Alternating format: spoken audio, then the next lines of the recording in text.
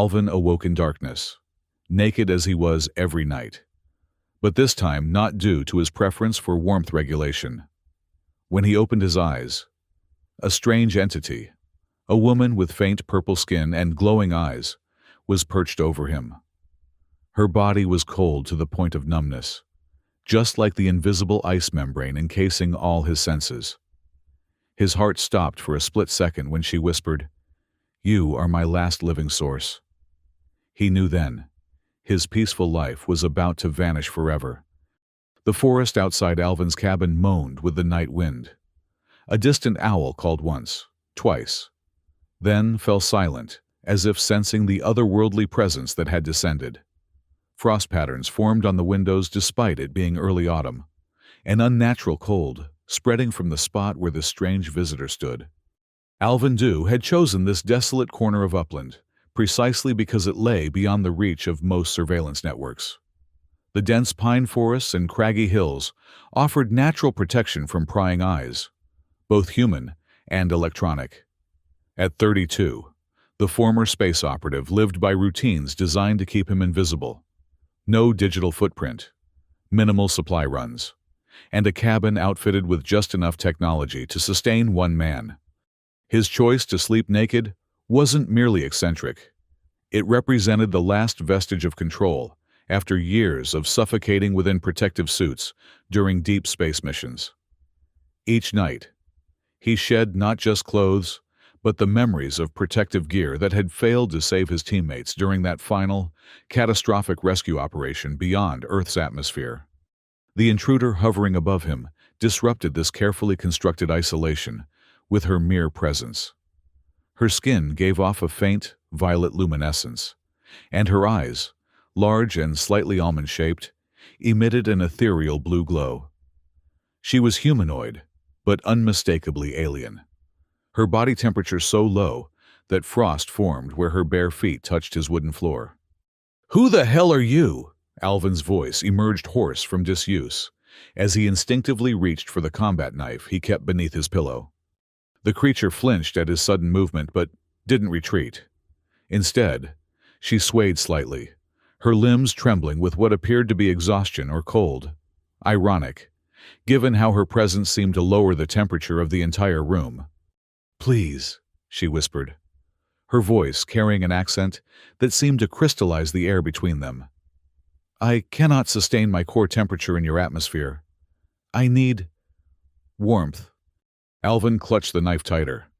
"There's a fireplace downstairs. Use it." A weak smile flickered across her face.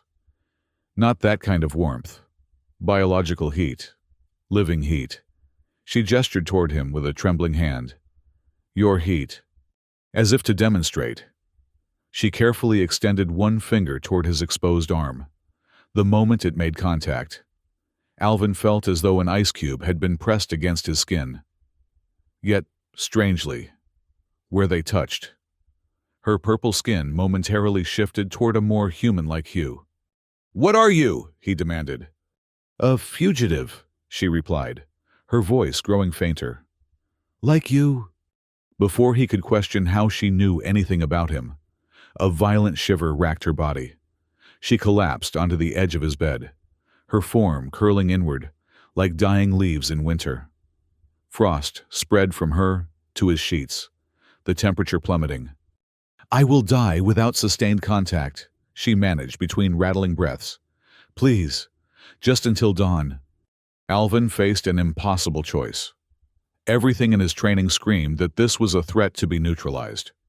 Yet his instincts, the same ones that had once made him an exceptional rescue operative, recognized genuine desperation. With a muttered curse, he lowered the knife and reluctantly pulled back his blanket. "Fine, but try anything, and I'll put this blade through whatever passes for your heart." Relief washed over her features as she carefully slid beside him. The cold that emanated from her body was shocking, almost painful. But where their skin met, the sensation gradually shifted from freezing to merely cool. "My name is Celia," she whispered as her body began to tremble less violently. Alvin didn't respond. He lay rigid, acutely aware of the alien presence beside him, her body gradually drawing warmth from his. Despite the bizarreness of the situation, exhaustion eventually reclaimed him, and he drifted into uneasy sleep, with one hand still wrapped around the knife's handle. When morning light filtered through the cabin's windows, Alvin woke to find Celia sitting at the edge of his bed. In daylight, her alien features were even more pronounced. Her skin, a mottled purple with faint, swirling patterns that seemed to shift beneath the surface. She wore what appeared to be the charred remains of a form-fitting suit, most of it burned away during what he now assumed was some kind of crash landing. "You're still alive, then," he observed flatly. She nodded. "Thanks to you." Alvin sat up, reaching for clothes with a newfound self-consciousness. "What exactly are you, and how did you find me?" "I am what your scientists would classify as a Dalutex," she explained. "My species evolved in a region of space with significantly lower thermal properties than your world. We require specialized environmental conditions." "That doesn't explain why you're in my cabin." Celia's gaze dropped to her hands, which were beginning to tremble again as the distance between them increased. "I was a diplomatic envoy," she hesitated. "Or at least that was my cover. In truth, I am a deserter." "From what?" "My destiny." A bitter smile crossed her features. "I was, a princess of the Dalutex royal lineage. I was to be married to solidify a political alliance between ruling houses. Instead, I stole a thermal regulation suit and fled." Alvin's military instincts kicked in. "And they're looking for you." "With every resource at their disposal," he cursed under his breath. "So you brought them to my doorstep?" "No," she insisted, moving closer as her trembling intensified. "The suit contained technology to mask my biological signature, but it was damaged during atmospheric entry." She gestured to the burned remnants clinging to her form. "Without it, I cannot regulate my temperature enough to survive your world's ambient conditions." "And I'm what, your personal heating pad?" Her expression hardened slightly. "For now, until I can repair the suit or build something comparable." Alvin ran a hand through his hair in frustration. "Look, I can't help you. I came here to avoid exactly this kind of trouble." "I understand," she said quietly. As she spoke, her skin began to take on a bluish tinge, and frost started forming on her extremities. "I'll leave." She stood, made it 2 steps toward the door, then collapsed to her knees, where she fell, the wooden floorboards immediately frosted over. Despite himself, Alvin moved to her side. The moment he touched her arm, the frosting process slowed, and she gasped with visible relief. "Damn it," he muttered. "How long until you can fix your suit?" "With proper tools and materials, perhaps a week." Alvin knew he should turn her away.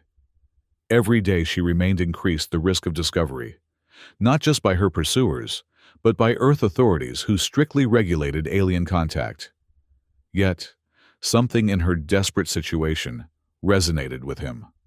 Or perhaps it was simply that he couldn't bring himself to be responsible for another death.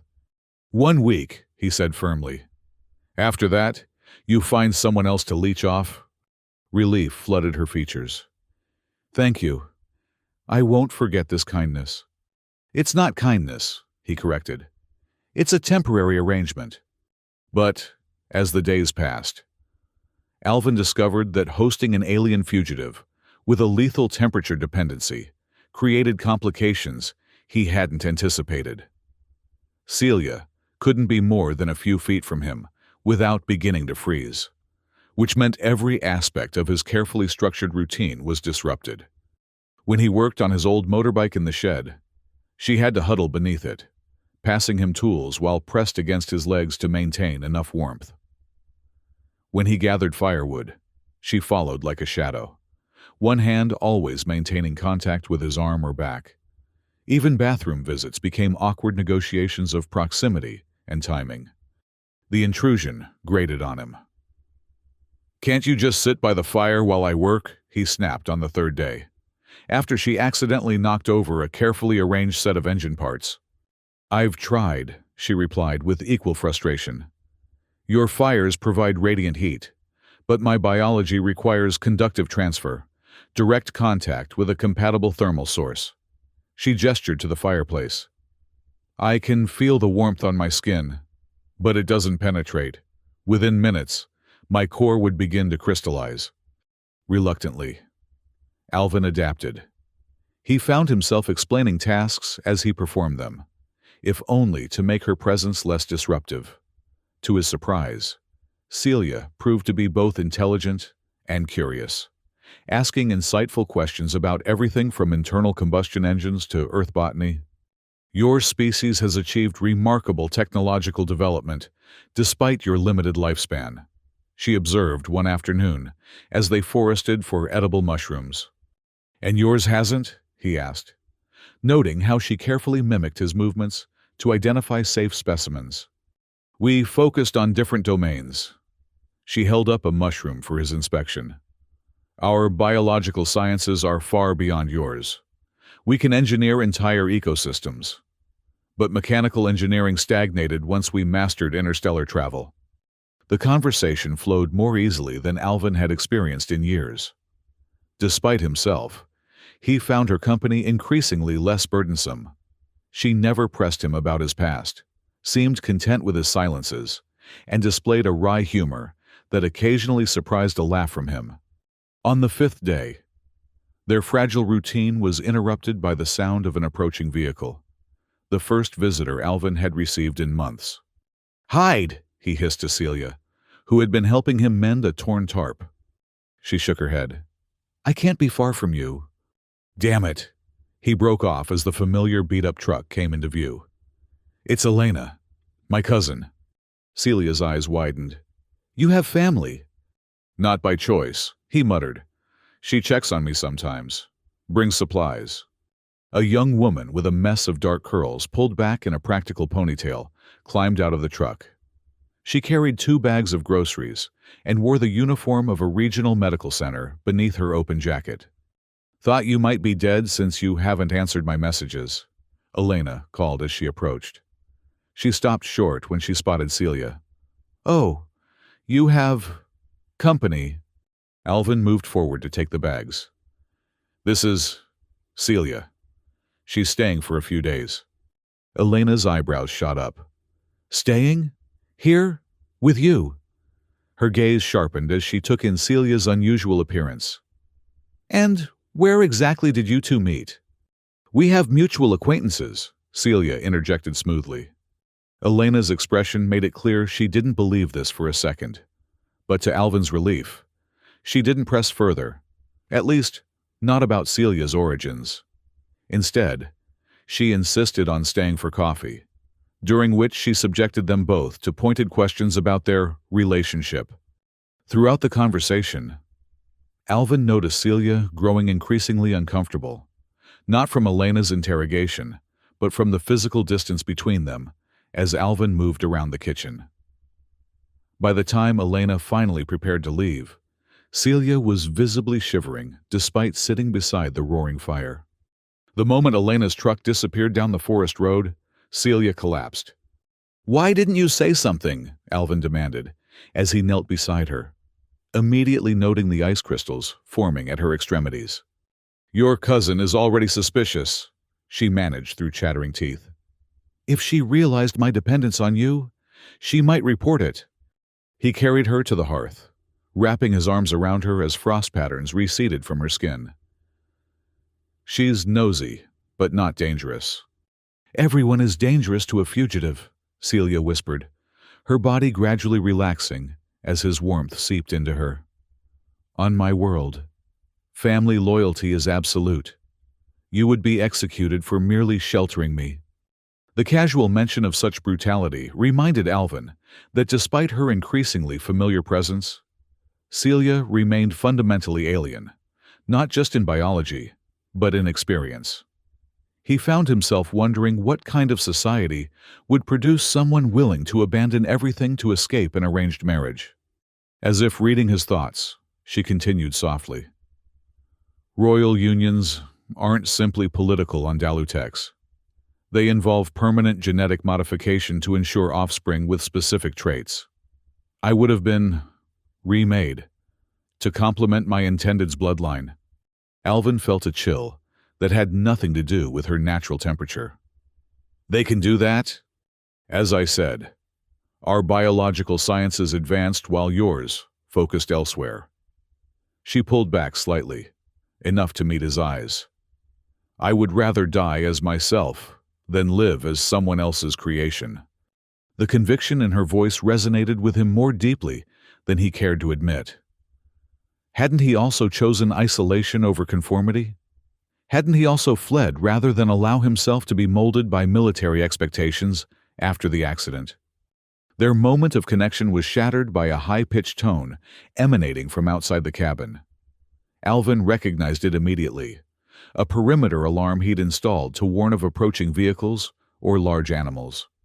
"Someone's coming," he said, helping Celia to her feet. "And it's not Elena." Moving swiftly, he retrieved a weathered pair of binoculars from a cabinet and peered through a narrow window toward the forest edge. What he saw made his blood run cold. Two figures moved with inhuman precision through the trees. They wore sleek, silver-white armor that seemed to pulse with internal light, the kind of technology that definitely wasn't of Earth origin. Each carried what appeared to be a rifle-like weapon with an elongated barrel that emitted a soft blue glow. "Hunters," Celia whispered, pressing close to see. "Royal Guard, elite trackers. How did they find you so quickly?" "They must have deployed thermal anomaly detectors." Her voice trembled slightly. "They're searching for cold spots, places where my biology has temporarily altered the ambient temperature." Alvin's mind raced through options. His cabin had only 2 exits, both of which would be visible to the approaching hunters. He had weapons, a hunting rifle and his service pistol, but he doubted their effectiveness against the advanced armor the pursuers wore. "The caves," he said suddenly. "There's a network of limestone caves about half a mile west. If we can reach them, we might be able to mask your thermal signature against the natural cold of the underground." Celia nodded. "We'll need to move fast, and close." Understanding her meaning, Alvin quickly gathered essential supplies into a small pack: water, emergency rations, his pistol, and a powerful flashlight. He then stripped off his outer shirt and helped Celia put it on, knowing it would retain some of his body heat to help her function if they became temporarily separated. They slipped out through the cabin's rear entrance just as the hunters reached the clearing. Moving in a half-crouch, Alvin led them toward a dense section of forest, one arm wrapped firmly around Celia's waist to maintain the contact she needed. They had covered perhaps a quarter of the distance to the caves when a beam of intense blue light cut through the trees behind them, vaporizing a section of underbrush where they had passed moments before. "Heat-seeking pulse," Celia gasped. "They're tracking our thermal wake." Alvin pulled her behind a massive fallen trunk. "Can they detect you specifically, or just any heat signature?" "Specific thermal patterns. My biology creates distinctive cold spots." An idea formed in Alvin's mind, dangerous, but potentially effective. "The creek," he whispered. "It's fed by an underground spring. The water temperature stays constant year-round, much colder than the surrounding forest." Understanding dawned in Celia's eyes. "It might mask my signature temporarily." They changed direction, moving as quietly as possible toward the sound of running water. The creek was narrow, but ran swift and deep, its waters crystal clear and, as Alvin had promised, remarkably cold. "This will be unpleasant for you," Celia warned as they prepared to enter the water. Alvin grimaced. "I've endured worse." The shock of the cold water nearly took his breath away, but he forced himself forward, helping Celia navigate the slippery stones of the creek bed. They moved downstream for several hundred yards, the frigid water numbing Alvin's legs while seeming to invigorate Celia. Her movements became more fluid. Her shivering ceased. "The cold water feels like home," she explained softly. though it's still not cold enough to be truly comfortable. When they finally emerged, Alvin was shaking uncontrollably, his extremities dangerously numb. Celia, in a reversal of their usual dynamic, wrapped her arms around him. "Your body temperature is dropping dangerously," she observed with concern. "I'll be fine," he managed through chattering teeth. "The caves are just ahead." The limestone cave entrance was partially concealed by a curtain of vines and moss, a natural formation that had sheltered local wildlife for centuries. Inside, the temperature dropped further, the stone walls perpetually cool regardless of outside conditions. Alvin's flashlight revealed a series of interconnected chambers extending deep into the hillside. They moved to the second chamber, far enough from the entrance to avoid immediate detection, but not so deep that they'd become trapped. As Alvin struggled to regain warmth, Celia examined their surroundings with evident fascination. "These formations," she said, gesturing to the stalactites hanging from the ceiling. "They remind me of the ice palaces in the northern reaches of my world." "You sound homesick," Alvin observed as he unwrapped an emergency thermal blanket from his pack. She traced a finger along a rippled pattern in the stone.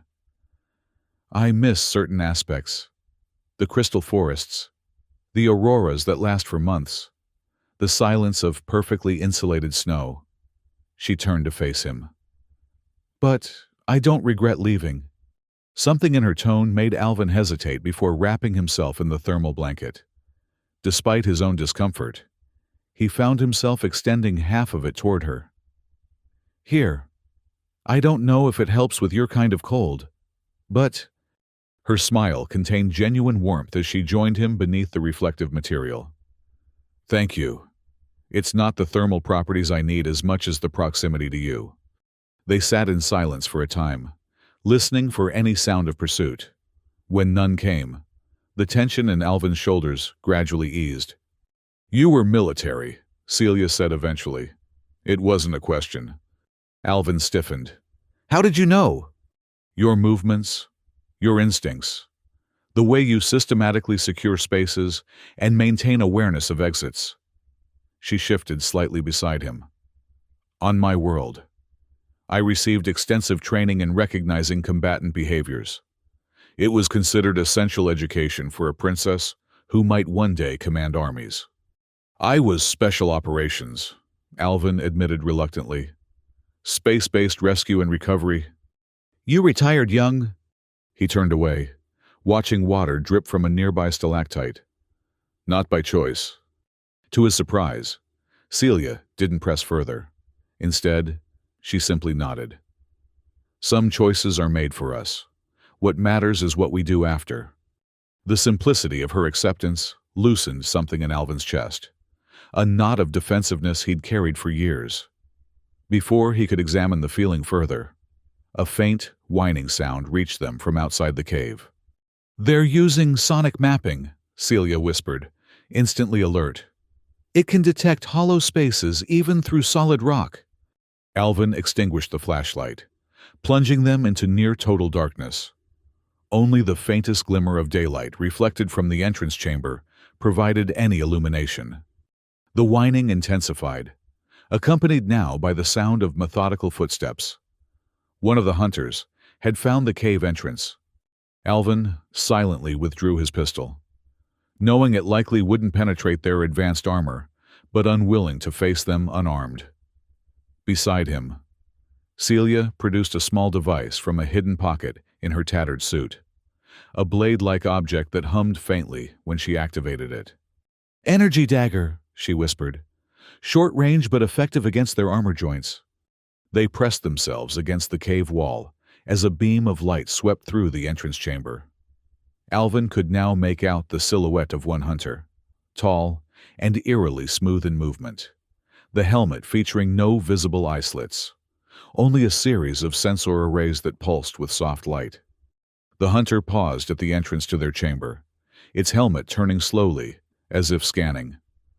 Alvin held his breath, aware that the thermal blanket might mask some of their heat signatures, but not completely.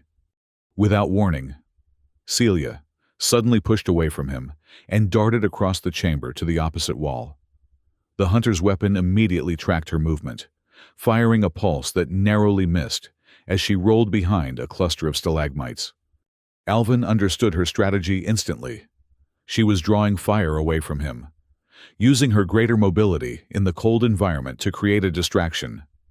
He took advantage of the hunter's diverted attention to aim carefully at the junction between helmet and torso armor. His shot rang deafeningly loud in the confined space, the bullet finding its mark with precision born of years of training. The hunter staggered but didn't fall. Instead, it turned toward Alvin, raising its weapon. Before it could fire, Celia launched herself from behind, driving her energy dagger into the same weak point Alvin had targeted. This time, the hunter convulsed violently before collapsing, its armor emitting a series of failing electronic tones. "There will be another," Celia warned, already retrieving the fallen hunter's weapon. "They always work in pairs." As if summoned by her words, a second hunter appeared at the cave entrance, its weapon already charging. Alvin dove for cover as a heat pulse scorched the wall where he'd been standing. Celia fired the captured weapon, but her shot went wide, unfamiliar as she was with its operation. The second hunter advanced methodically, firing controlled bursts that forced them deeper into the cave system. "We're being herded," Alvin realized as they retreated through a narrow passage. "It's trying to trap us." The passage opened into a larger chamber with an underground pool at its center. The water's surface steamed slightly, indicating a geothermal source, which meant no exit in that direction. "End of the line," Alvin muttered, taking stock of their limited options. Celia examined the hunter's weapon she'd taken. "This has an overload function," she said. "Used as a last resort if capture is imminent." "You mean it's a bomb?" She nodded grimly. "If triggered, it will collapse this section of the cave." "Along with us inside it," Alvin pointed out. "Not necessarily." She gestured to the pool. "Thermal mapping can't penetrate water effectively. If we submerge when it detonates." Alvin assessed the pool's dimensions. It appeared deep enough to offer some protection, though the blast in such a confined space would still be devastating. The sound of the second hunter grew closer, its methodical steps echoing through the passage. "Better than being taken," Alvin decided. "Do it." Celia manipulated a series of controls on the weapon, causing it to emit a high-pitched whine that rapidly increased in frequency. She set it on the ground near the passage entrance, then grabbed Alvin's hand. "On my signal," she said, watching the weapon intently. The hunter appeared in the passage just as the weapon reached a critical pitch. Celia shouted, "Now!" and they dove into the pool together, swimming as deep as they could before the shockwave hit. The explosion was muffled by the water, but still powerful enough to send debris raining down, some of it striking Alvin's back as he tried to shield Celia. The cave walls shuddered, and for a terrifying moment, he thought the entire chamber might collapse. When the rumbling finally subsided, they surfaced to find the passage completely sealed by fallen rock. The hunter had been buried in the collapse. "That was too close," Alvin gasped, pulling himself onto the chamber's edge. His body ached from the impact of debris, and a cut above his eye bled freely. Celia emerged beside him, her alien physiology clearly better adapted to the cold water. She examined his injuries with concern. "You're hurt." "I'll live." He winced as she touched a particularly tender spot on his shoulder. "Question is, how do we get out of here now that our exit is blocked?" Celia studied the chamber carefully. "Water flows in from somewhere," she observed, pointing to the slight current visible in the pool. "And that means there must be a way out, even if it's underwater." Alvin followed her gaze. "You're suggesting we try to find an underwater passage, without diving gear or any idea how long it might be?" "I can scout it," she offered. "My species can hold breath much longer than humans in cold environments. Our metabolic rate slows dramatically." Before Alvin could object, Celia had slipped back into the water. He watched anxiously as she disappeared beneath the surface, the minutes stretching agonizingly until she finally reappeared. "There's a passage," she confirmed, pushing wet hair from her face. "It extends about 40 meters before opening into what appears to be another chamber with airspace. It's tight, but navigable." Alvin calculated his own breath-holding capacity. 40 meters was pushing the limit of what he could manage, especially in his current condition. But they had no alternative. "Show me," he said, slipping back into the water beside her. Celia took his hand. "Follow directly behind me.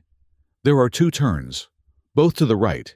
If you feel yourself running out of air, squeeze my hand 3 times and I'll help pull you through faster." With that, they both took deep breaths and submerged. The underwater passage was narrow and completely dark, forcing Alvin to rely entirely on Celia's guidance. The cold water numbed his extremities quickly, making it harder to maintain his grip on her hand. His lungs began to burn halfway through, the urge to breathe becoming increasingly desperate. Just when he thought he couldn't continue, Celia pulled him upward, and his head broke the surface into blessed air. They had emerged into another chamber, smaller than the previous one but blessedly dry on one side, where the floor sloped up from the water. Alvin dragged himself onto the dry section, coughing and gasping. "That was too damn close." Celia looked remarkably unaffected by the swim, though for the first time since he'd met her. She wasn't shivering. The cold water seemed to have temporarily satisfied her biological needs. "Your body temperature is dangerously low," she observed, pressing a hand to his chest. "We need to warm you quickly." The irony wasn't lost on Alvin, their usual roles reversed by the extended immersion in cold water. Not many options. For that in a cave, he managed through chattering teeth. To his surprise, Celia began removing what remained of her damaged suit. "Body contact," she explained matter-of-factly.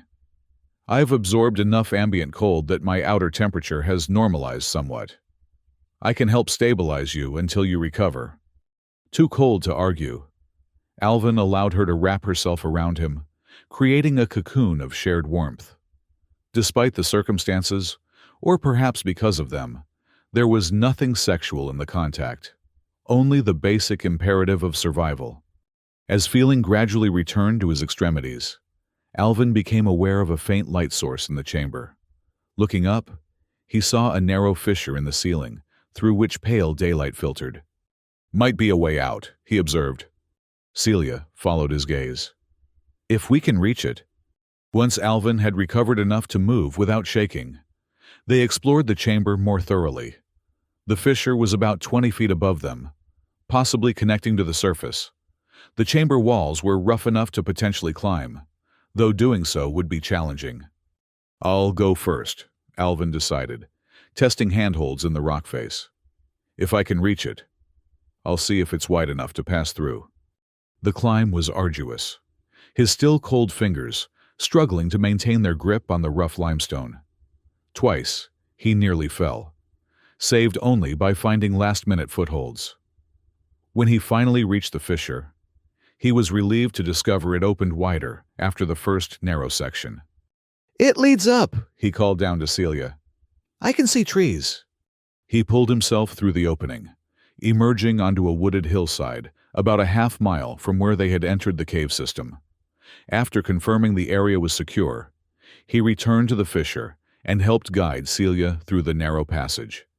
As they oriented themselves in the forest, Alvin noted the position of the sun. "We've been in there for hours. Night will fall soon." "Will the hunters return to your cabin?" Celia asked. "Eventually. But first they'll report back about losing 2 of their own." He considered their options. "We need to move quickly while they're regrouping." They made their way back toward the cabin, taking a circuitous route to avoid potential surveillance. By the time they reached the clearing, twilight had descended, casting long shadows among the trees. Alvin approached cautiously, scanning for any sign of disturbance. Finding none, He led Celia to a concealed entrance he'd built beneath the cabin's rear porch, a small storm cellar that could serve as a temporary hiding place. "Stay here," he instructed, helping her down the narrow steps. "I need to check the cabin and retrieve some supplies." "Be careful," she warned. "There could be monitoring devices." Inside the cabin, Alvin moved silently, gathering essential items, weapons, food, medical supplies, and most importantly, tools that Celia might use to repair her thermal suit. He worked methodically, avoiding windows and keeping lights off. He was nearly finished when a vehicle approached, the familiar sound of Elena's truck. Cursing silently, he continued gathering supplies as his cousin's footsteps sounded on the porch. "Alvin," Elena called, knocking firmly. "I know you're in there. Open up!" Reluctantly, he opened the door. Elena pushed past him, her expression a mixture of anger and concern. "What the hell is going on?" she demanded. "The clinic got a report about unusual activity in this area. Something about thermal anomalies and possible illegal technology." Alvin kept his expression neutral. "No idea what you're talking about." "Don't bullshit me." She crossed her arms. "It has something to do with that woman, doesn't it? Celia. Who is she really?" "A friend who needed help." Elena's eyes narrowed. "A friend? You don't have friends." "Alvin, you've spent 3 years making sure of that." She glanced around the cabin. "And where is she now?" "She left." "I don't believe you." Elena moved further into the cabin, her medical training evident in the way she quickly noted the supplies Alvin had gathered. "You're planning to run." Before Alvin could respond, a crash sounded from outside, followed by a muffled cry. Elena's head snapped toward the sound. "What was that?" Alvin moved quickly, blocking her path to the door. "Elena, I need you to trust me right now. Go home and forget you came here tonight." "Not a chance," she retorted, trying to push past him. "Not until you tell me what's really going on."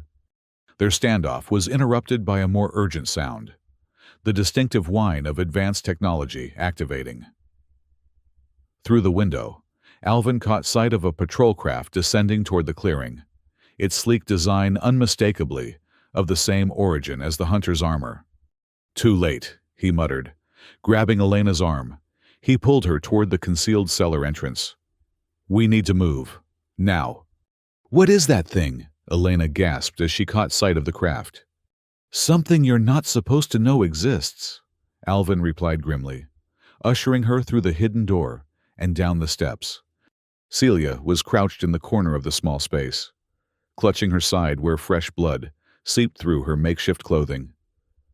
"They found me," she said weakly. "I tried to run, but one of them shot from a distance." Elena froze at the sight of Celia's clearly alien features, now fully visible in the dim light of the emergency lamp. "What? Who is she?" "Later," Alvin said tersely, examining Celia's wound. The energy weapon had left a cauterized gash along her ribs, painful, but not immediately life-threatening. "We need to move before they search the property." "Move where?" Elena demanded, her medical training visibly overriding her shock as she knelt to examine Celia's injury. "And who exactly is they?" "Her people," Alvin explained quickly. "She's a refugee. They want to take her back for political reasons." "They want to reprogram my genetic structure," Celia clarified, wincing as Elena probed the wound. "To make me compatible with a marriage alliance." Elena's expression shifted from confusion to determination. That's reproductive coercion, forced medical alteration." Her jaw set firmly. "Not happening on my watch." The sudden shift from suspicion to protection surprised Alvin, though perhaps it shouldn't have. Elena had always been fiercely defensive of patient autonomy in her medical practice. "We still need somewhere to go," he reminded her. Elena thought for a moment. "The old research station. It's about 20 miles north. Been abandoned since funding dried up last year. It has medical supplies, And the thermal imaging shielding is still intact. They were doing climate studies that required isolation from body heat contamination. It was a better option than Alvin had dared hope for. "Can you drive us?" Elena nodded. "My truck is parked behind the tree line, but we'll need to move fast and stay low. Celia needs to be as close to you as possible, right? I noticed earlier how she deteriorated when separated." The perceptiveness of the observation reminded Alvin why Elena had been top of her class in medical school. "Yes, she needs direct contact to maintain her core temperature." "Then you two take the back seat. I'll drive." Elena helped Celia to her feet. "Stay against Alvin at all times. I'll need to examine that wound properly once we're safe." They made their way to Elena's truck, using the underbrush as cover. The patrol craft had landed in the main clearing, and 4 hunters had disembarked to search the cabin. Their methodical movements suggested they hadn't yet detected the hidden cellar or the escaping trio. Once safely in the truck, Elena drove slowly until they were well beyond the property line, then accelerated along forest service roads that would keep them off main highways. In the back seat, Alvin held Celia close, one hand applying pressure to her wound, while the other maintained the contact she needed for thermal regulation. "You're going to be okay," he assured her, though the pallor of her skin concerned him. She managed a weak smile. "This isn't my first injury. Dalutechs heal quickly in cold environments." "Good thing it's going to be near freezing tonight," Elena commented from the driver's seat. "The research station doesn't have active heating, but it has excellent insulation. Should maintain whatever temperature is inside fairly consistently." As they drove deeper into the forest, Alvin found himself reflecting on how drastically his life had changed in less than a week. From complete isolation to becoming responsible for an alien fugitive, and now involving his cousin in what could only be described as an interstellar incident. If Earth authorities discovered his harboring of Celia, he could face charges of violating first contact protocols and interfering with diplomatic relations. Yet, despite these complications, he felt more alive than he had in years. The familiar rush of adrenaline, the focused clarity of navigating danger, these were the aspects of his former career that he had missed, though he'd never admitted it to himself. The research station appeared as a collection of low, utilitarian buildings, nestled in a small valley. True to Elena's word, it appeared completely abandoned, with no signs of recent activity. "The main lab has emergency power," Elena explained as they approached. "Solar backup system. Should give us enough electricity for basic needs." She parked behind the largest building and helped them inside, quickly locating the emergency generators and activating the minimal lighting system. The interior was dusty, but intact. A large open laboratory space, surrounded by smaller offices and storage rooms. "Let's get you to the medical bay," Elena said to Celia, leading them down a corridor to a small but well-equipped examination room. As Elena cleaned and dressed Celia's wound, Alvin secured the facility, checking entry points and establishing a perimeter. The station's isolated location provided natural protection, but he wasn't taking chances after the hunters' persistent pursuit. When he returned to the medical bay, he found Celia resting on an examination table with Elena, studying readouts from a portable scanner. "Fascinating," Elena murmured. "Her cellular structure is unlike anything I've seen. The way her tissues respond to temperature variation is remarkable." "Is she going to be all right?" Alvin asked. Elena nodded. "The wound is already showing signs of healing, but her core temperature is dangerously low by her species standards." She glanced at Alvin. "She needs consistent contact with you to stabilize." Celia's eyes fluttered open. "The thermal suit," she said weakly. "If I could repair it, I wouldn't be such a burden." "You're not a burden," Alvin found himself saying, surprising both women and himself with the vehemence in his voice. He cleared his throat, awkwardly. "I mean, we'll figure this out. What do you need to repair the suit?" Specific conductive materials. A power source that can maintain consistent output. Tools for molecular bonding. Celia attempted to sit up but winced at the movement. Some components might be available in this research facility. I'll start looking, Elena offered. The materials science lab might have what we need. As Elena left to search the facility, Alvin helped Celia move to a more comfortable recovery bed in an adjacent room. He noticed that despite the wound and their harrowing escape, she maintained a dignity that spoke of her royal upbringing. "Thank you," she said quietly, as he adjusted a blanket around her. "Few would risk what you have for a stranger." "We're not exactly strangers anymore," he pointed out. "Not after everything that's happened." A small smile touched her lips. "No, I suppose not." She hesitated, then added, "On my world, such actions would create a life debt. The saved becomes bound to the savior until the balance is restored." "We don't do that here," Alvin said quickly. "You don't owe me anything." "Nevertheless, I am grateful." Her hand found his, the contact seeming to steady her. "When I fled my world, I expected to find only hostility or exploitation. Finding kindness instead is unexpected." Something in her vulnerability pierced the armor Alvin had built around himself since the accident. This woman, this alien being, had risked everything for the freedom to determine her own future. How could he not respect such courage? Before he could respond, Elena returned with an assortment of materials and tools. "I think I found some things that might work," she announced, spreading them on a nearby table. The lab was researching thermal conductivity in extreme environments. "There are some composite materials that might substitute for whatever your suit used." Celia examined the offerings with interest. "These might work," she confirmed, selecting several items. "With proper calibration, I could create a temporary regulator that would at least allow me more independence."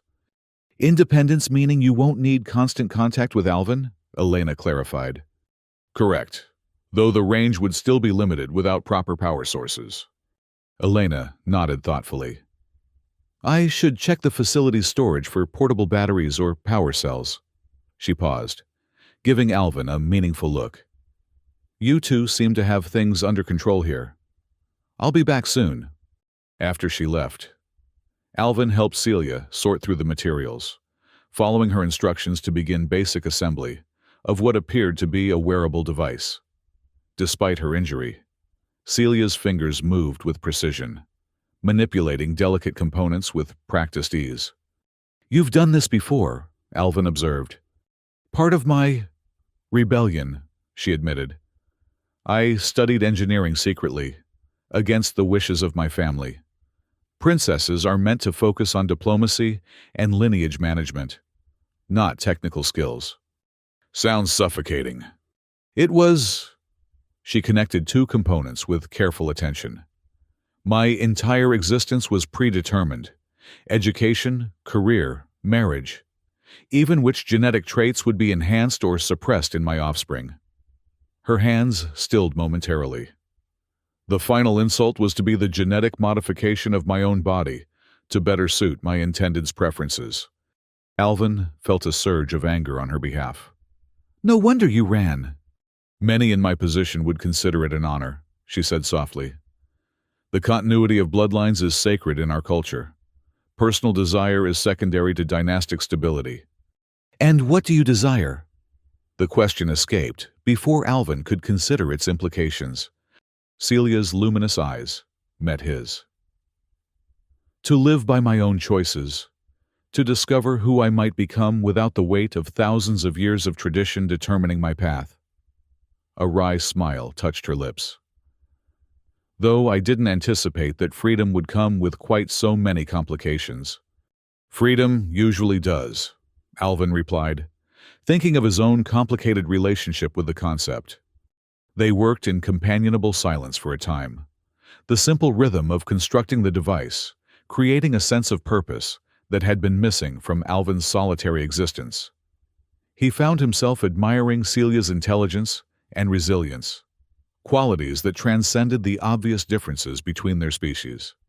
Elena returned with additional supplies, including several high-capacity battery packs, salvaged from research equipment. "These should provide enough power for a few days at least," she said, setting them on the table. "How's it coming?"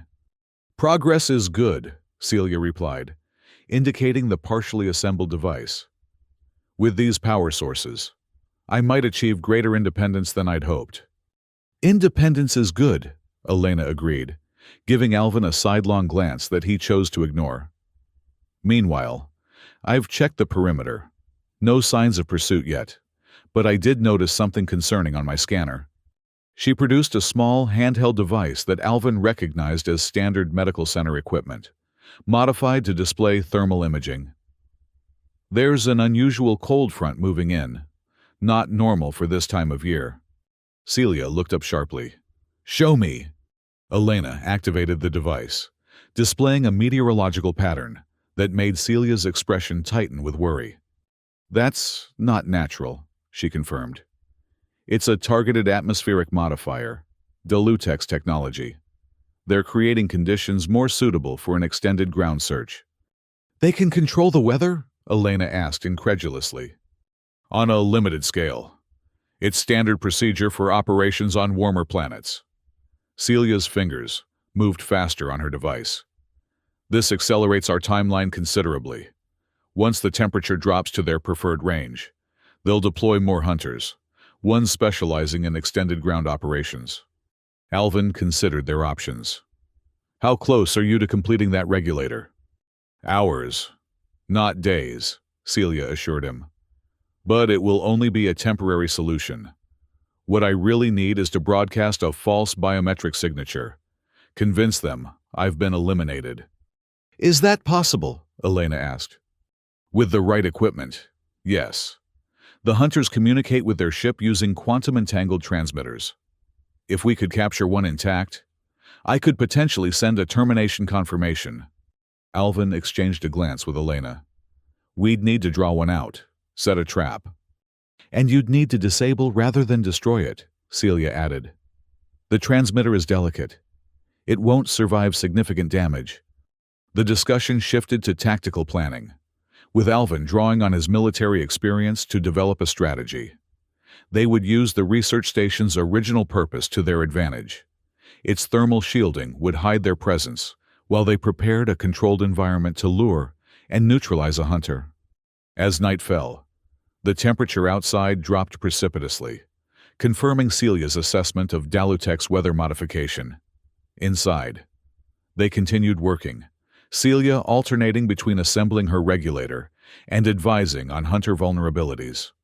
By midnight, the temporary regulator was complete, a vest-like apparatus with a network of conductive elements powered by the salvaged batteries. When Celia put it on, the effect was immediate.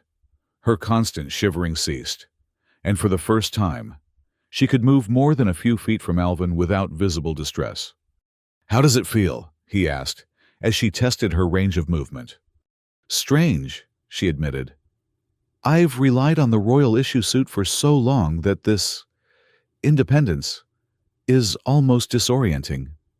She smiled, a genuine expression of delight that transformed her features. "But wonderful," Elena, observing from nearby, murmured to Alvin. "You know, for someone who claims to value solitude, you seem pretty invested in her well-being." "It's called basic decency," he replied defensively. "Uh-huh." Elena's knowing smile irritated him. "Well, this basic decency looks an awful lot like something else from where I'm standing." Before Alvin could formulate a suitably dismissive response, an alarm sounded from the perimeter sensors they had reactivated. All three froze, attention immediately shifting to a security monitor that showed the facility's exterior. A lone hunter moved methodically through the falling snow, its thermal sensors sweeping in regular patterns. It appeared to be conducting a standard search pattern, rather than responding to a specific detection. "It's an advanced scout," Celia whispered. "Testing conditions before the main force deploys." Alvin nodded grimly. "This might be our only chance to capture a transmitter. If more come, we'll be overwhelmed." They quickly reviewed their plan. The research station's main laboratory contained a cold storage unit, originally designed for preserving biological samples, a space that could temporarily contain a hunter while they neutralized its weapon systems. Elena would monitor from the security station, guiding the hunter's path, using controlled thermal signatures. Alvin would position himself to drive the hunter toward the trap, while Celia, whose new regulator gave her unprecedented mobility, would be responsible for the final phase of capturing the transmitter once the hunter was contained. As they moved to their positions, Alvin found himself briefly alone with Celia in the corridor. Her newly regulated body temperature allowed her to stand close without the desperate need for contact that had characterized their earlier interactions. "Be careful," he said, surprised by the depth of concern in his own voice. "These hunters are trained to kill." "So am I," she reminded him with a grim smile. "Royal education is quite thorough." Despite the danger awaiting them, Alvin felt an inexplicable urge to prolong this moment. "Celia, if this works, if we convince them you're gone, what then?" The question seemed to catch her off guard. "I haven't thought beyond survival," she admitted. "Finding a place where I can exist without constant fear would be enough." "You could stay," Alvin heard himself say. "Earth has remote regions where authorities rarely venture, places where someone could disappear." Something flickered in her expression. Hope, perhaps, or something more complex. Would that someone be alone? Before Alvin could respond, Elena's voice came through their communication devices. "Hunter approaching the east entrance. Positions everyone." The moment broken. They separated to execute their plan. Alvin moved to his designated location near the facility's main corridor. A tranquilizer gun, modified with Elena's medical knowledge to deliver a dose that might affect Dalutek's physiology, held ready. The hunter entered precisely where they had predicted, its armored form moving with mechanical precision through the darkened facility. As it detected the false heat signatures they had created, it adjusted its path exactly as planned, moving deeper into the research station. Alvin shadowed its movements, maintaining a careful distance. When the hunter paused to investigate a particularly strong thermal reading near the cold storage area, he took his shot. The specialized tranquilizer struck the junction between helmet and torso armor, the same vulnerability they had exploited in the caves. The hunter staggered but didn't fall, its weapon rising to target Alvin's position. Before it could fire, Celia emerged from concealment behind it, wielding an improvised electronic disruptor cobbled together from research equipment. The device emitted a focused electromagnetic pulse that temporarily paralyzed the hunter's armor systems. Together, they managed to force the immobilized hunter into the cold storage unit, sealing it inside just as its systems began to reboot. Through the reinforced observation window, they could see the hunter struggling to regain full functionality in the extreme cold environment. "The transmitter is located in the central chest plate," Celia explained, studying the hunter through the window. "We need to extract it while maintaining its operational integrity." "How do we do that without opening the door and letting it out?" Elena asked, joining them at the observation point. Celia indicated a maintenance access panel on the side of the cold storage unit. This facility was designed for manipulating samples in controlled environments. The access ports should allow us to reach the transmitter without compromising containment.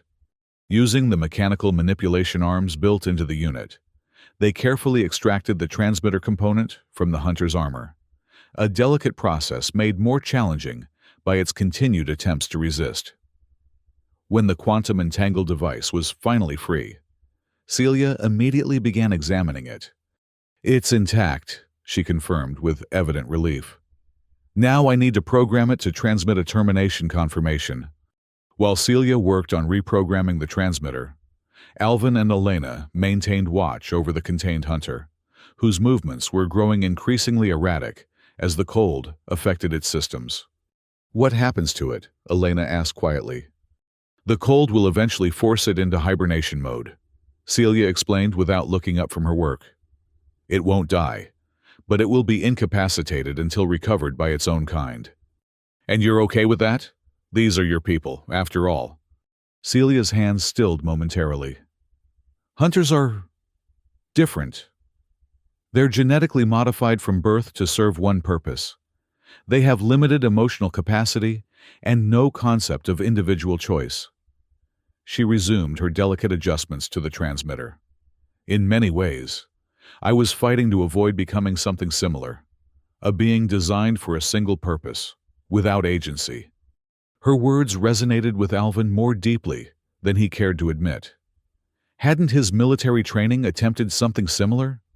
Creating the perfect operative, one who would follow orders without question, who would sacrifice everything, including his own well-being, for the mission. "It's ready," Celia announced, interrupting his thoughts. "The transmitter is set to broadcast my biometric signature with termination markers. It will report that I was eliminated during pursuit, and my remains were destroyed in a thermal reaction." "Will they believe it?" Alvin asked. "The quantum entanglement ensures they cannot question the authenticity of the transmission. Whether they accept the content depends on how thoroughly they've been ordered to confirm my elimination." She hesitated. "There is one final element required for absolute certainty." "What's that?" "A genetic sample," she explained. "The transmitter needs to broadcast a decay pattern consistent with my cellular structure." Without hesitation, she removed a small section of the regulator from her arm, exposing her skin, and used a laboratory scalpel to extract a small tissue sample. The purple fluid that served as her blood glistened strangely in the laboratory lights as she carefully introduced it into the transmitter's analysis chamber. "This will complete the deception," she said, activating the final sequence. The device hummed softly, then emitted a series of pulses before falling silent. "It's done. As far as the Dalutex forces are concerned, Princess Celia is dead." A weight seemed to lift from the room with her pronouncement. Elena was the first to smile, clapping her hands together in triumph. "So you're free!" "Free," Celia repeated the word as if testing its reality. "Yes, I suppose I am." Alvin found himself watching her closely, noting the complex emotions that crossed her features. Relief, certainly, but also uncertainty. Freedom, he knew from experience, could be as terrifying as it was exhilarating when it arrived unexpectedly. They maintained watch through the night, monitoring both the contained hunter and the facility perimeter for any sign that the deception had failed. By dawn, the artificial cold front had begun to dissipate, and thermal scans showed the Dalutex forces withdrawing from the region. "They're leaving," Elena confirmed, studying the scanner. "The weather patterns are returning to normal, and I'm not detecting any of those weird energy signatures from their ships." Relief flooded through Alvin, though it was tempered by the recognition that one significant question remained unresolved. What happened now? As if reading his thoughts, Celia approached him while Elena continued monitoring the scanners. "You asked what I would do if we succeeded," she said quietly. "I've been considering my options." "And?"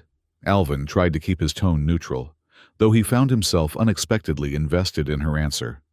"Your planet has much to offer someone like me. Knowledge, experiences, perspectives entirely different from my own world." She adjusted the regulator on her wrist, a nervous gesture that humanized her. "But surviving here will be challenging. My biology isn't designed for Earth's environment, and this temporary regulator is just that, temporary." "We could build something more permanent," Alvin suggested. "Elena has medical connections, and between the three of us, we have the skills to create a solution." Celia smiled at his use of "we," the implication that he intended to remain involved in her future. That would be welcome, she admitted. Though I wouldn't want to disrupt the life you've built. Alvin almost laughed at the irony. My life before you arrived was hardly worth preserving, he said, with unexpected honesty. Hiding from the world, from connections, from purpose. That's not living. It's just existing. The distinction seemed to resonate with Celia. On that, we agree. She hesitated, then added, On my world, there is a concept called Haja Kresh. Roughly translated, it means those who share the cold. It describes individuals who have endured similar hardships and formed bonds through that shared experience. Is that what we are? Alvin asked, moved by the concept. Perhaps. Her gaze held his. Or perhaps we could be something else entirely. Something new. The possibility hung between them, rich with potential. Before Alvin could respond, Elena interrupted with urgent news. The hunter's transmitter just received a response signal, she reported. I think they're trying to reactivate it remotely. They rushed to the cold storage unit, where the contained hunter had indeed begun showing signs of increased activity, despite the cold. Its armor emitted pulses of energy as external systems attempted to override the temperature-induced hibernation. They're suspicious, Celia concluded grimly. The termination report wasn't entirely convincing. What now? Elena asked, watching the hunter with growing concern. Celia considered their options. We need to create a more convincing scenario. Something they can verify independently. Like what? Alvin pressed. A crash site, she decided, after a moment's thought. If we could simulate the destruction of a small vessel, perhaps using components from the research station's equipment, and leave traces of my genetic material, they would have physical evidence to verify the termination report. The plan took shape quickly. The research station contained various pieces of equipment that, when properly modified, could create the appearance of a crashed alien craft. Elena's medical knowledge would help disperse Celia's tissue sample in a pattern consistent with fatal trauma, while Alvin's tactical experience would ensure the scene appeared authentic to military observers. As they gathered materials, Alvin noticed Celia wincing occasionally, the wound from their earlier escape clearly still bothering her, despite her species' accelerated healing. You should rest, he suggested. Elena and I can handle the preparations. Celia shook her head stubbornly. My genetic signature needs to be properly integrated into the scenario. No one knows better than I do how Dalutech's investigation teams operate. Her determination was admirable but concerning. Alvin had seen enough injured comrades push themselves beyond their limits to recognize the signs of someone prioritizing mission over personal well-being.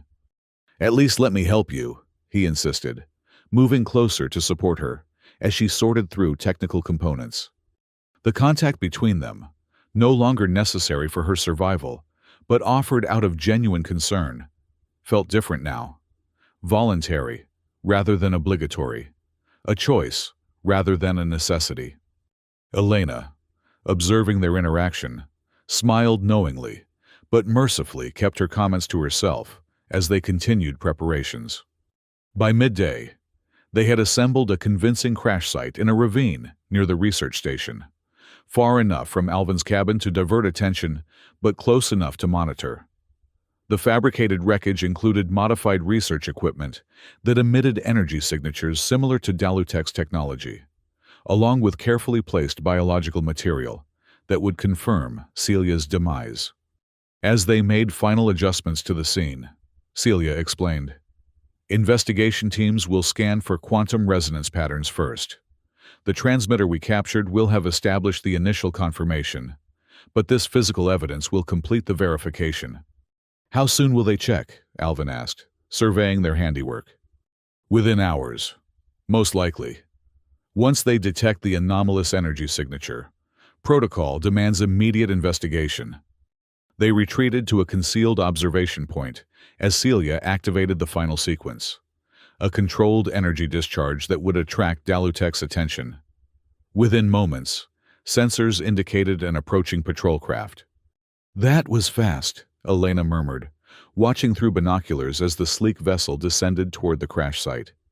"They were waiting for confirmation," Celia explained, her expression grim. "This is a high-priority mission for them." 3 hunters disembarked from the craft, accompanied by what appeared to be a specialist in more elaborate armor. They moved methodically through the crash site, scanning and collecting samples with practiced efficiency. "The one in the center is a verification specialist," Celia whispered. "Their sole purpose is to confirm terminations of high-value targets. They carry sensory equipment that can detect even trace amounts of genetic material." They watched tensely as the specialist examined the planted evidence, its helmet occasionally emitting pulses of light as it processed information. After what seemed an eternity, the specialist made a gesture that caused the other hunters to cease their search. "They're accepting it," Celia breathed, relief evident in her voice. "The specialist has verified termination." The Dalutex team gathered their samples and returned to their craft. Within minutes, the vessel had ascended beyond visual range, leaving only disturbed earth and scattered debris as evidence of their investigation. "Is that it?" Elena asked incredulously. "They're just leaving?" "Mission completed," Celia confirmed, a complex mixture of emotions playing across her features.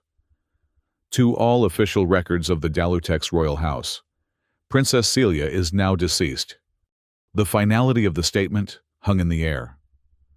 Alvin found himself reaching for Celia's hand, offering silent support as she processed the implications of her new status. No longer hunted, but also completely severed from her former life and identity. "What happens now?" Elena voiced the question that occupied all their thoughts. Celia straightened, seeming to gather strength from the simple contact with Alvin. "Now, I begin again, as someone new." In the days that followed, they established a temporary base at the research station while developing longer-term plans. Elena, leveraging her medical connections, began researching potential treatments that might help Celia's biology adapt to Earth's environment more permanently than the makeshift regulator allowed. Alvin, finding purpose in helping Celia acclimate to her new world, gradually opened up about his own past, the catastrophic space rescue mission that had left him the sole survivor of his team, the crushing guilt that had driven him into isolation, and his gradual realization that hiding from connection wasn't healing his wounds, but merely preserving them. For her part, Celia shared more about the rigid hierarchical structure of Dalutex society, where genetic lineage determined one's entire life path, and deviation was considered not just criminal, but biologically aberrant. Her decision to flee had been born not just from the immediate threat of forced genetic modification, but from a lifetime of witnessing the consequences of such rigid determinism. "In many ways," she confessed one evening as they sat watching the sunset from the research station's observation deck, "I envied humans even before I came here. Your species embraces change, adaptation, choice. Mine fears it above all else." "Not all humans embrace change," Alvin pointed out wryly. "Some of us hide in cabins in the woods." She smiled at that, the expression transforming her alien features into something Alvin had come to find not just familiar, but beautiful. "Perhaps. But you had the freedom to choose that hiding place. On Dalutex, one's position is assigned, not selected." The conversation drifted to more practical matters: how Celia might establish a sustainable life on Earth, what identity she might adopt, where she might eventually settle. Though they discussed various options, Alvin found himself reluctant to consider scenarios that would separate them. Elena, ever perceptive, cornered him in the research station's kitchen one morning, while Celia was working on modifications to her regulator. "So," his cousin began without preamble, "are you going to tell her?" "Tell her what?" Alvin replied, feigning ignorance. Elena rolled her eyes. "That you're in love with her, obviously." The bluntness of the statement caught him off guard. That's... It's not that simple. Actually, it is, Elena countered. You care about her. She cares about you. The rest is just details. Details like the fact that she's from another planet, that her biology is fundamentally different from ours, that she's essentially a refugee with no legal status on Earth. Love has overcome bigger obstacles, Elena shrugged. Besides, I've been analyzing her tissue samples. With the right treatments, she could potentially adapt to Earth's environment over time. Might never be completely comfortable without some form of regulation, but certainly manageable. The possibility stunned Alvin into momentary silence. He had been so focused on immediate solutions that the prospect of a long-term future hadn't fully crystallized until Elena's matter-of-fact assessment. "You think it could work?" he finally asked, vulnerability evident in his voice. "I think anything worth having usually requires effort," Elena replied gently. "The question is whether you think she's worth it." The answer, Alvin realized, had been forming since the moment Celia had fallen into his life. A gradual, but undeniable recognition that her presence had awakened something he'd thought long dead. Hope. That evening, as they continued work on improving Celia's regulator, Alvin found himself watching her with new awareness. Her movements were precise, her concentration intense as she manipulated delicate components with slender fingers. Despite the alien aspects of her appearance, he no longer saw her as other, merely as Celia, complex and complete. "You're staring," she observed without looking up from her work. "Just thinking," he admitted. "About?" "The future." He hesitated, then pressed on. "Your future, here." Now she did look up, her luminous eyes meeting his. "And what do you envision for that future?" The directness of the question demanded equal honesty. "I see you staying, not just on Earth, but here, with me." A smile slowly spread across her features. "That's a significant change from 1 week. Then you find someone else to leech off of." "I've reconsidered my position," he replied, returning her smile. "Based on what evidence?" "Based on the fact that I'm happier with you in my life than I was without you." The admission came easier than he'd expected. "Even with hunters and crashes and hiding and all the complications, I'm more alive now than I've been in years." Celia set aside the component she'd been working on, moving to stand before him. "On my world, such a declaration would initiate formal courtship negotiations between our houses." "And on this world?" "On this world," she said softly, "I believe the custom is more direct." She leaned forward, closing the distance between them. The kiss that followed was gentle, experimental, the first of its kind between their species, perhaps, but carrying the universal language of affection that transcended biological differences. When they separated, Alvin found himself smiling. "I think we can work with Earth customs." In the weeks that followed, they developed a more permanent solution for Celia's biological needs. Elena's medical research led to a breakthrough, a modified cellular therapy that would gradually adapt Celia's temperature regulation systems to Earth's environment. The treatment wouldn't eliminate her need for external regulation entirely, but it would significantly reduce her dependency, allowing for a more normal life. They also worked to establish a legal identity for Celia, using contacts from Alvin's former military career, who specialized in relocating individuals with sensitive backgrounds. The cover story: a research scientist from a remote Nordic country with a rare medical condition. Wasn't perfect, but it provided enough documentation for basic functioning in society. As autumn deepened toward winter, they made the decision to return to Alvin's cabin. The research station had served its purpose, but it wasn't designed for long-term habitation. The cabin, with some modifications, could become a true home, not just a hiding place.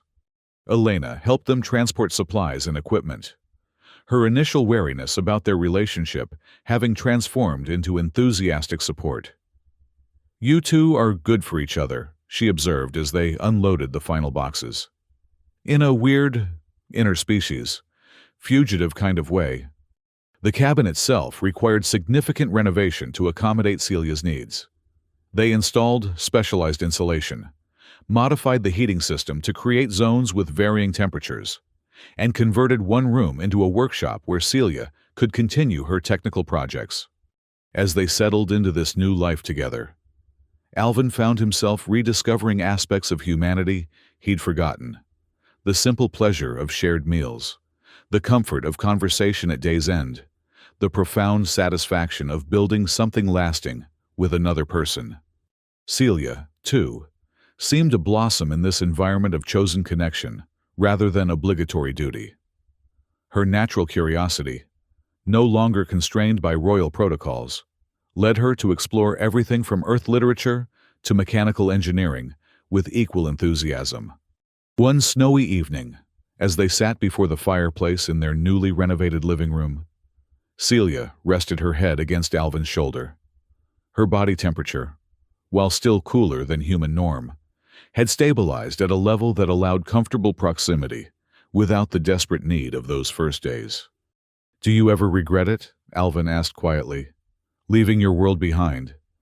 She considered the question thoughtfully. "I miss certain things. The crystal forests after a methane rain, the songs that echo through ice caverns during the long nights, the familiar constellations." She turned to face him. "But regret? No. What I've found here, freedom, purpose, connection, these are worth more than all the royal privileges I left behind." Alvin understood completely. What he'd found with Celia, this second chance at meaningful life after years of self-imposed isolation, was similarly precious. Outside, snow continued to fall, blanketing the forest in pristine white. The perimeter alarms remained silent, the skies clear of alien vessels. In the distance, Elena's truck could be heard approaching for their weekly dinner, a tradition that had evolved naturally as their unusual family unit solidified. Within the cabin's walls, warmth prevailed. Not just the carefully regulated thermal environment that sustained Celia's alien biology, but the deeper warmth of chosen connection that sustained them both. Celia's hand found Alvin's, her touch no longer desperately cold, but comfortably cool against his skin. "From the ice of Dalutex to the forests of Earth," she murmured. "Quite a journey." "And just beginning," Alvin replied, squeezing her hand gently. Together, they watched the snow fall. Two refugees from different kinds of isolation who had found, against all probability, a shared warmth between worlds. The following months brought a rhythm to their lives that neither had experienced before. As winter deepened, Celia's natural affinity for cold allowed her greater freedom outdoors.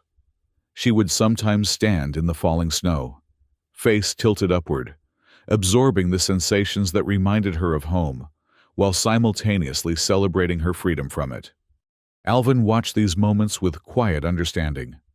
He recognized the complexity of exile, how one could simultaneously miss aspects of what was left behind while embracing the liberation of a new beginning. For him, the journey had been internal rather than interstellar, but the emotional landscape was surprisingly similar. Elena became a regular fixture in their lives, bringing not just medical expertise for Celia's ongoing adaptation treatment, but also the human connection Alvin had denied himself for too long.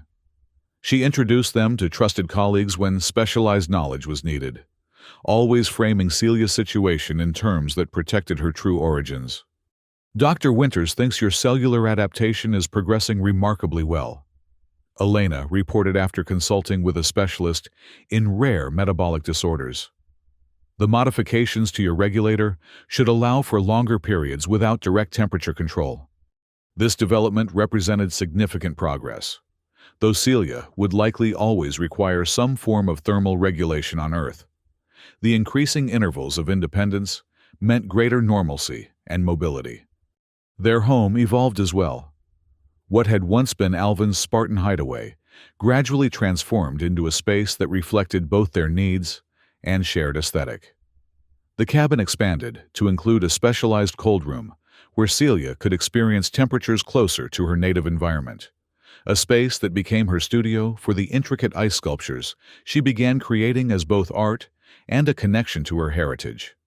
Alvin found himself returning to engineering projects abandoned years earlier, his creativity sparked by the challenge of adapting Earth technology to accommodate Dalutech's biology. Together, they developed innovations that merged their different technological traditions, solutions that existed in the unique overlap of their knowledge. This could help others, Celia observed one evening as they refined a portable thermal regulation system. Not just me, but humans with temperature sensitivity conditions. The observation led to discussions about broader possibilities. Using Elena's medical connections and Alvin's remaining contacts from his former career, they began cautiously sharing certain adaptations of their technology, always carefully obscuring the extraterrestrial origins, presenting them instead as breakthrough engineering for extreme environment survival. Their first patent, filed under Celia's new legal identity, provided not just income, but a sense of contribution to her adopted world.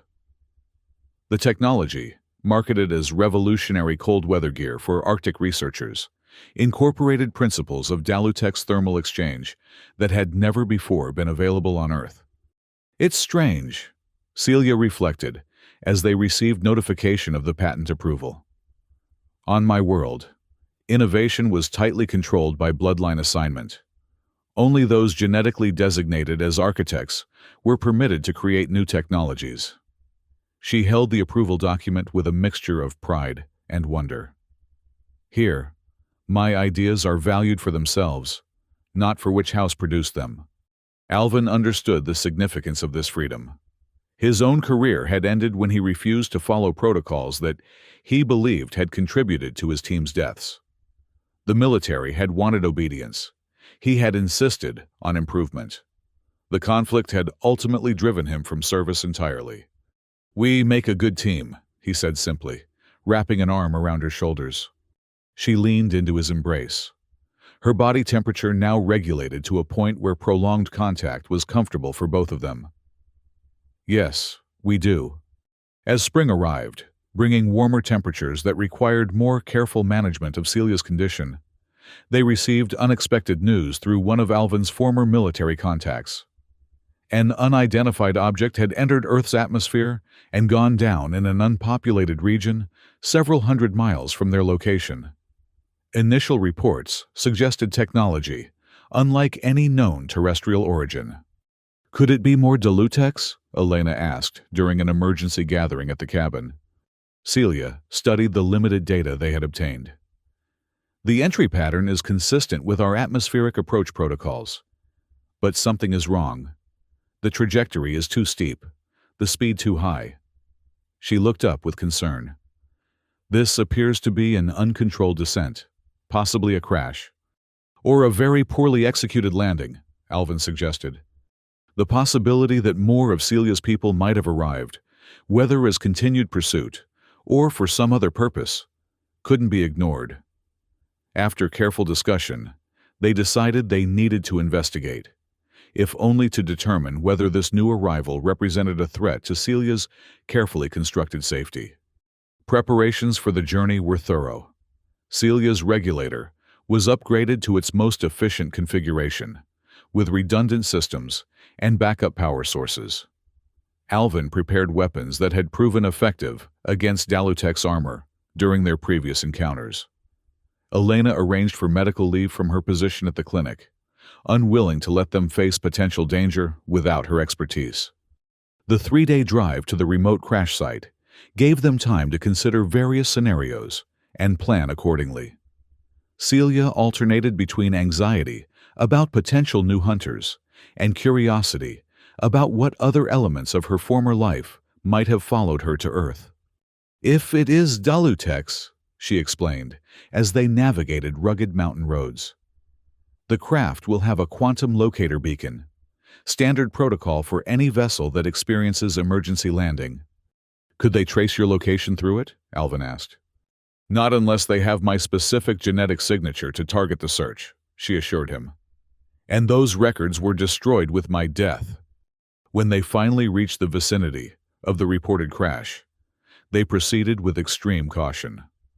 The site lay in a deeply forested valley that had protected it from casual discovery by local authorities. They established a perimeter camp at a safe distance, using specialized scanners adapted from Celia's knowledge to detect any Dalutech's energy signatures. Initial readings confirmed their suspicions. The crashed object was definitely of Dalutech's origin, though its energy output was minimal, suggesting significant damage or power conservation mode. I don't detect any hunter frequencies, Celia reported after a thorough scan. No quantum entanglement communications either. Could it be automated? Elena suggested. Some kind of drone or probe? Possible, but unlikely. Dalutechs rarely deploy unmanned vessels for planetary exploration.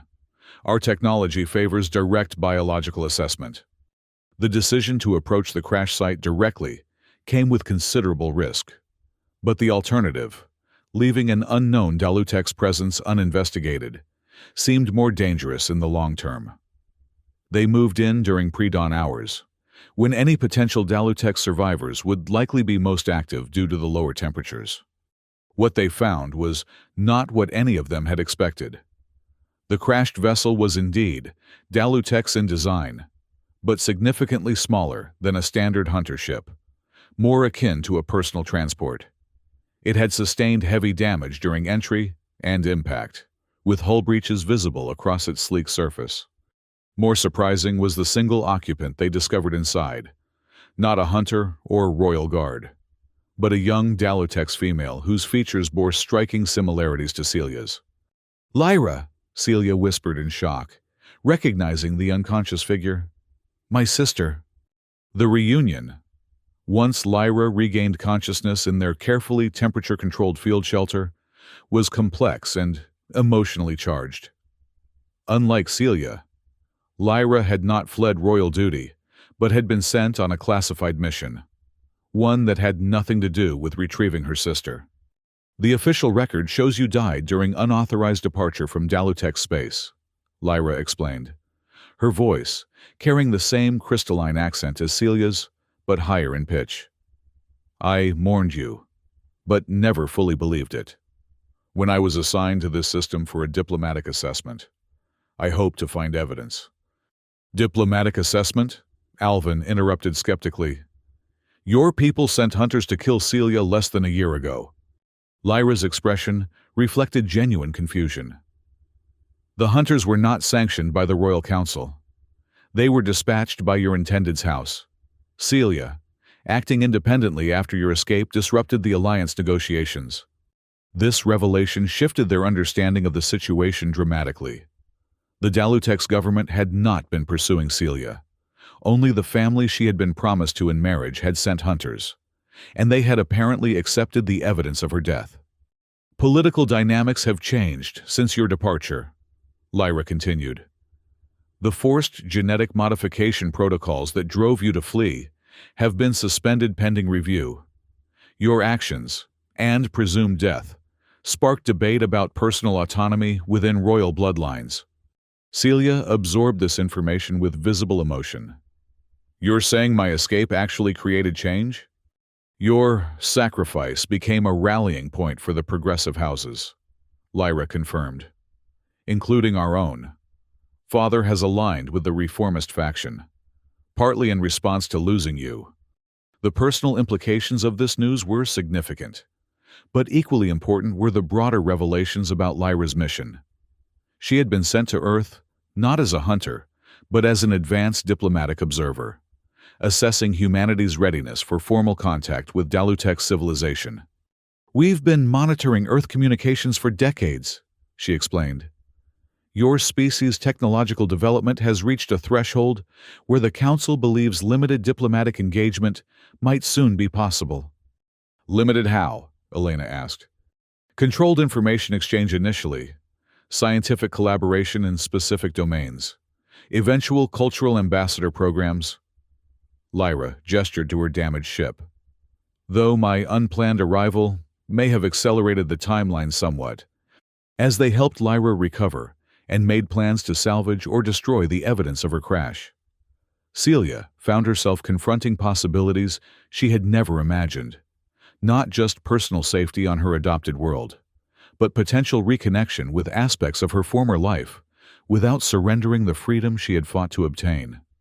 For Alvin, the situation presented both opportunity and concern. The prospect of authorized Dalutech's presence on Earth could provide Celia with important connections to her heritage and specialized resources for her unique biology. But it also meant potential exposure of their relationship to official scrutiny from both worlds. "What will you tell them about me?" Celia asked her sister, as they worked together to transfer vital technology from the damaged ship. Lyra considered the question carefully. "The truth, eventually, but not yet. Your presumed death has created positive change that needs time to solidify." She glanced toward where Alvin was securing the perimeter. "And your situation here is unusual. The Council would need careful preparation before learning one of our princesses has formed a pair bond with a human." "Is that how you see it, a pair bond?" "Is there a more accurate term?" Lyra asked with genuine curiosity. Celia smiled. "We call it love here." "Interesting." Lyra's expression turned thoughtful. "Our biological sciences have long acknowledged the neurochemical components of attachment, but your species seems to have developed an entire cultural framework around the phenomenon." "It's more than chemistry," Celia tried to explain. "It's choice, commitment, seeing someone fully, and choosing them anyway." The conversation illustrated the journey Celia had undertaken, not just physically from one world to another, but philosophically from the deterministic worldview of Dalutech society to the emphasis on personal choice that characterized her life with Alvin. Over the next several days, they successfully obscured evidence of the crash while helping Lyra establish a secure communication protocol with her superiors. The official report would indicate a technical malfunction that necessitated an extended information-gathering phase before extraction, giving Lyra time to recover fully and allowing them all to consider next steps carefully. When they finally returned to the cabin, bringing Lyra with them to continue her recovery away from potential discovery, the familiar space felt different, no longer just a refuge from the world, but a potential bridge between worlds. As spring blossomed into summer, their unusual household adjusted to its newest member.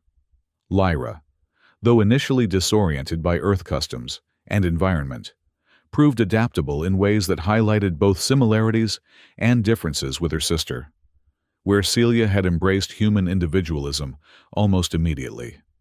Lyra maintained a more traditional Dalutech's perspective, even as she observed her surroundings with scientific precision. "Your adaptation therapy is remarkable," she noted, while helping Elena conduct Celia's monthly assessment.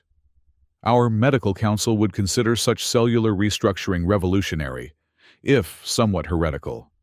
"That's the pattern I've noticed," Elena replied with a smile.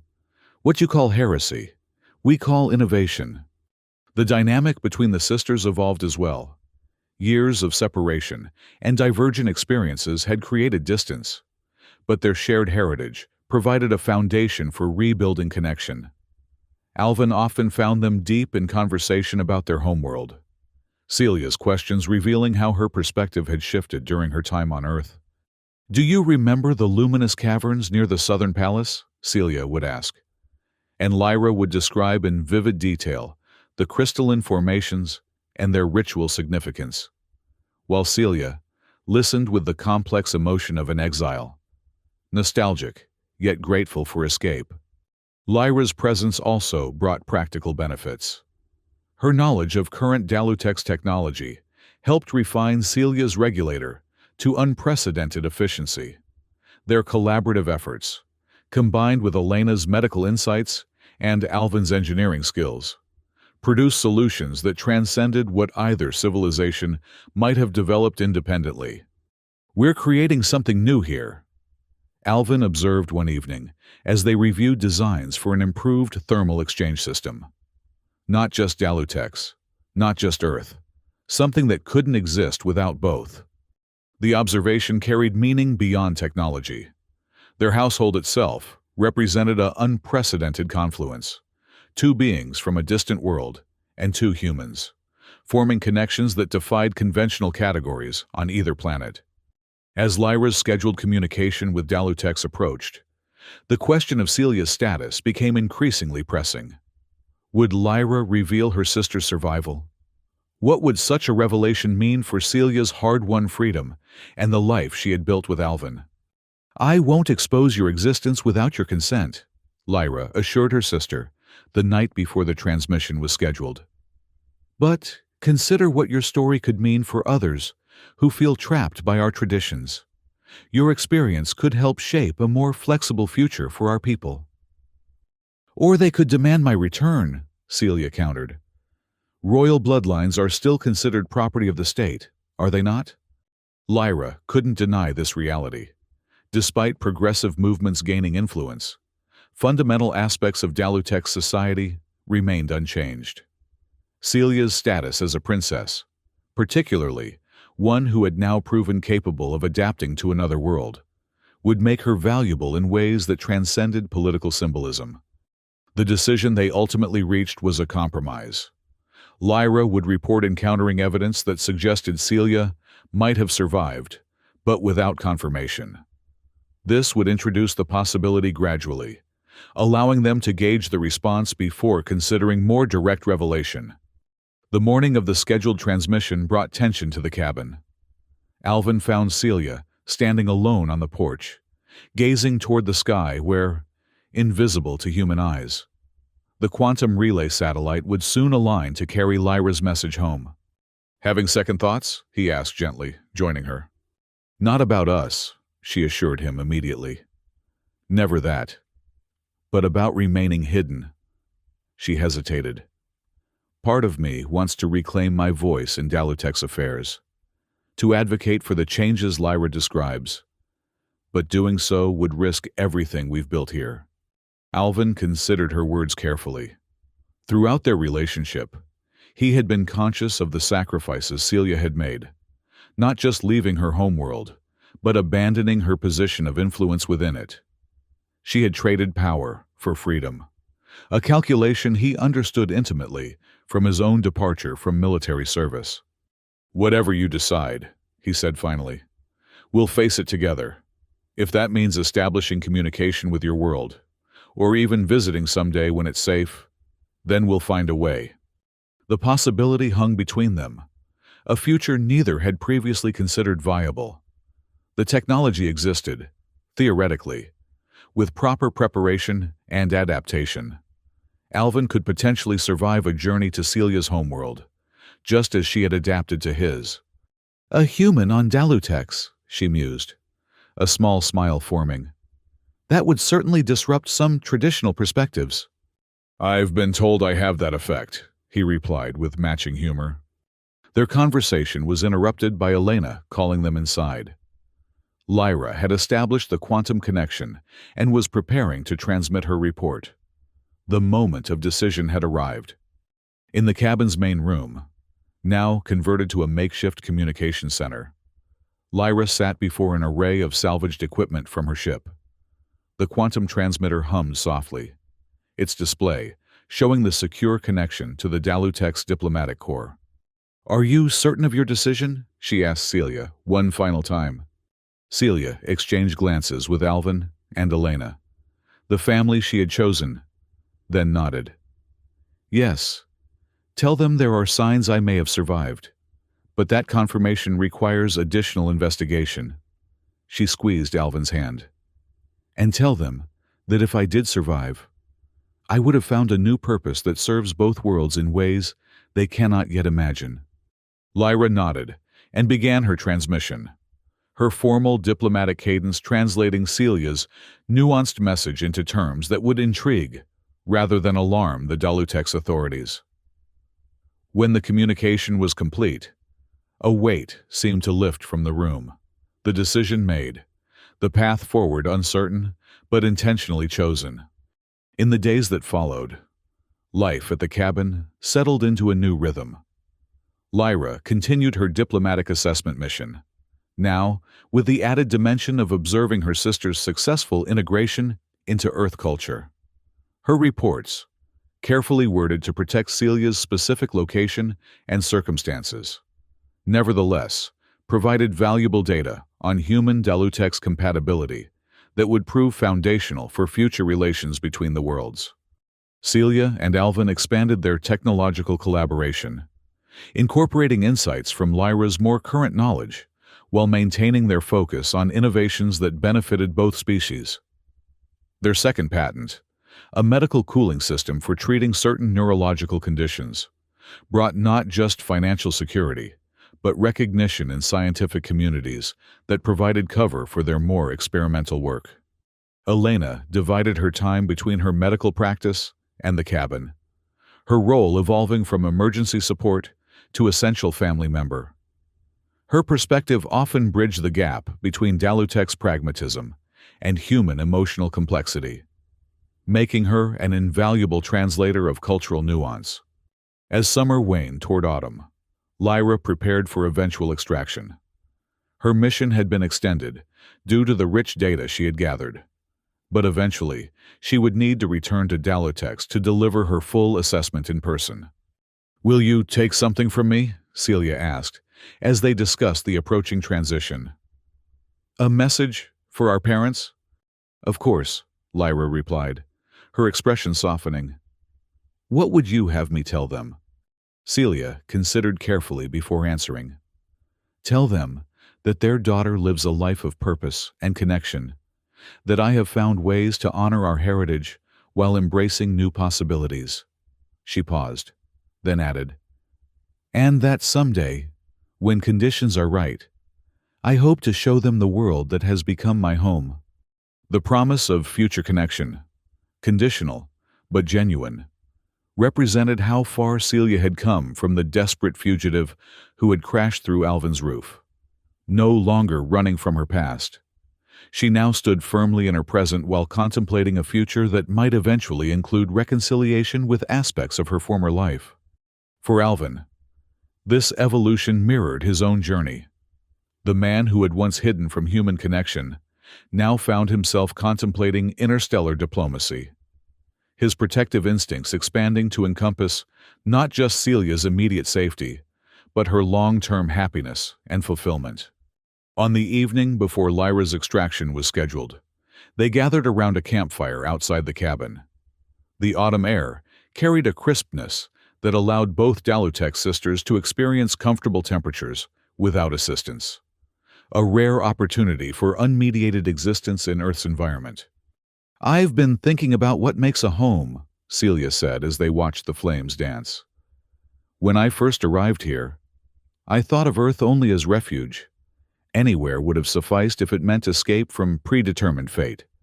She glanced around at the three faces illuminated by firelight.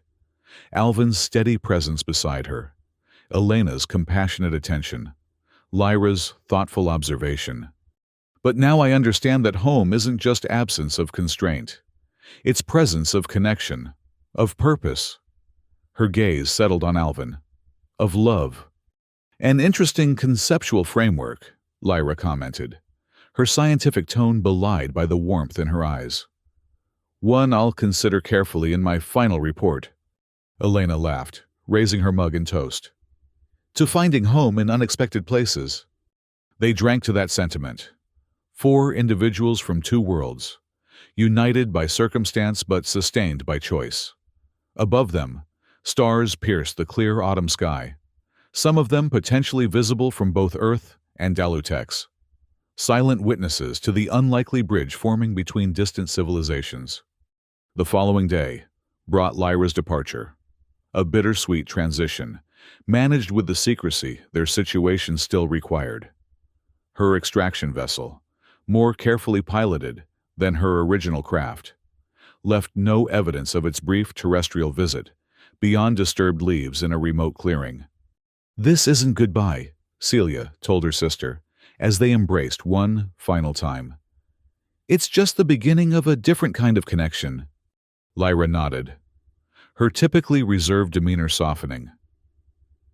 "I will prepare the way for whatever comes next. Be patient with our people. Change comes slowly to Dalutex. But it does come." With Lyra's departure, the cabin felt momentarily emptier, the absence of her precise observations and formal mannerisms creating a noticeable void. But as autumn deepened into winter, Celia and Alvin found themselves settling into a renewed appreciation of their shared life. The first snow of the season found them standing together on the porch, watching crystalline flakes transform the landscape into something that echoed Celia's homeworld while remaining distinctly Earth. The cold air allowed her to experience the weather without her regulator, a freedom she savored. "Do you miss her?" Alvin asked, knowing that despite their differences, the connection between the sisters had been profound. "Yes," Celia admitted, "but not like before. This absence carries hope rather than finality." She turned to face him, snowflakes catching in her hair. "And I've learned that some presences matter more than any absence." Their kiss, witnessed only by falling snow, sealed a commitment that transcended planetary origins and biological differences, a promise to continue building a life that honored both their pasts while creating something entirely new in their shared present. Inside the cabin, Elena was preparing dinner, the domestic sounds creating a counterpoint to the silent snowfall. The three of them had created a family unit that defied conventional definition, but fulfilled the essential function of providing support, understanding, and belonging. As they moved to join her, Celia paused in the doorway, looking back at the snow-covered forest. Somewhere beyond those trees, beyond Earth's atmosphere, beyond the vast emptiness of space, lay the world of her birth. Once it had been everything she knew. Now it was just one part of a much larger existence. "Ready?" Alvin asked, noting her momentary hesitation. Celia smiled, taking his hand as they stepped together into the warmth of their home. "Always." The door closed behind them, shutting out the cold but not the possibility of what might come next. Communication from Dalutex, further technological breakthroughs, perhaps even eventual diplomatic recognition of their unique status. Whatever the future held, they would face it together. Two beings who had found in each other not just survival, but flourishing. Outside, snow continued to fall on the cabin in the woods, a structure that had once been a hiding place, but had transformed into something else entirely. A bridge between worlds, a proving ground for possibility, a home built not of obligation, but of choice. Within those walls, warmth prevailed. Not just the carefully calibrated thermal environment that sustained Celia's adapted biology, but the deeper warmth of connection that had saved them both from their respective isolations.